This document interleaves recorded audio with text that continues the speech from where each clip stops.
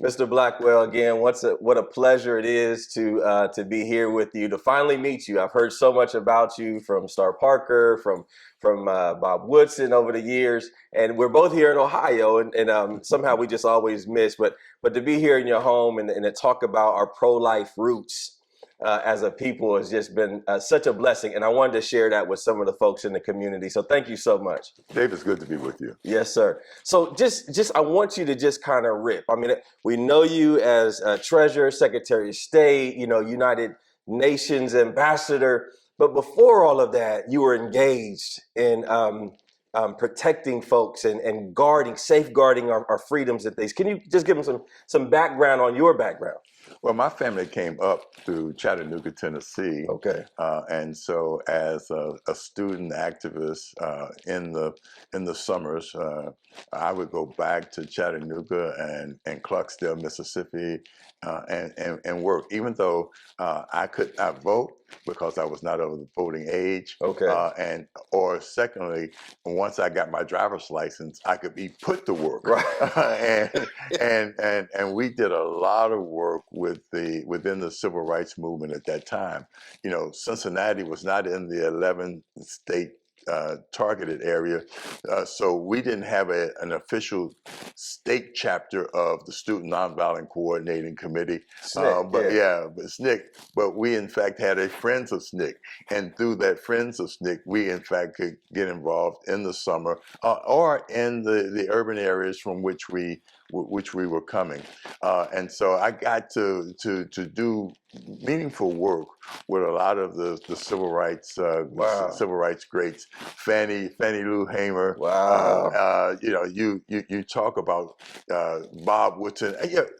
There were just folks who were engaged in fighting for civil rights and most particularly for voting rights, because they understood that one of the purest parts of American citizenship was the right to vote, and that was what really distinguished us from being subjects. Okay. We're citizens that are a part of the process of governing, and so we appreciated the fact that the framers of the Constitution knew that power was not concentrated in an authoritarian state, Right. but in smaller jurisdictions, and that the first and primary unit of governance was the family.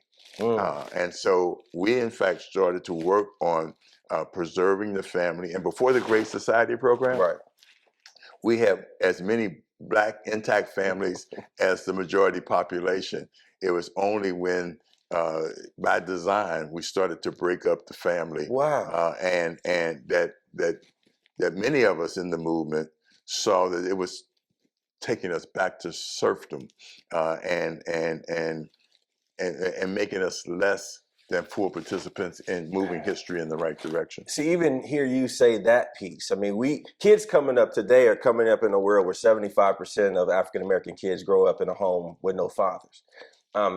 The sound of civil rights from your era it doesn't sound the same as social justice of today.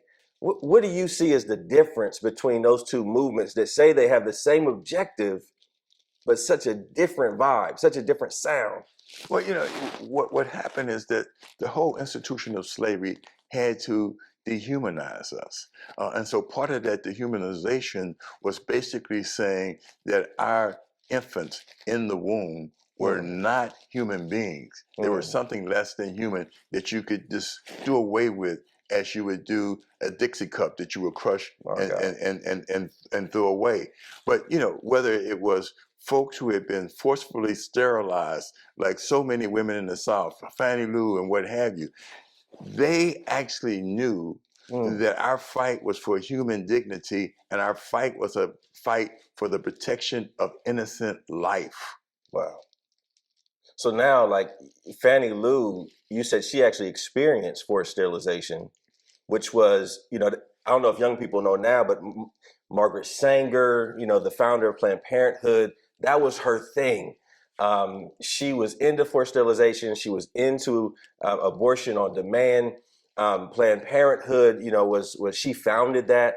And I think for years, Planned Parenthood has denied that all of that was true. Up until about the last 2.5 years when they realized, okay, we got to stop revising history and start reckoning with it. But you're saying that Fannie Lou Hamer actually was a target. Yeah, it was a target, and whether it was Jesse Jackson, or any of our Martin Luther King, any of our civil rights leaders, they understood that part of the racist system to do away with us, to marginalize us, was based on this notion that we were less than That's human, right. and that we in fact were not to be given the primary recognition of human dignity Right. that starts with life. With life. Yeah, if that doesn't matter, none of the other Yes, ones matter, right? that's right. And you mentioned Jesse Jackson, and I tell folks like all the time that he is my favorite pro-life speaker.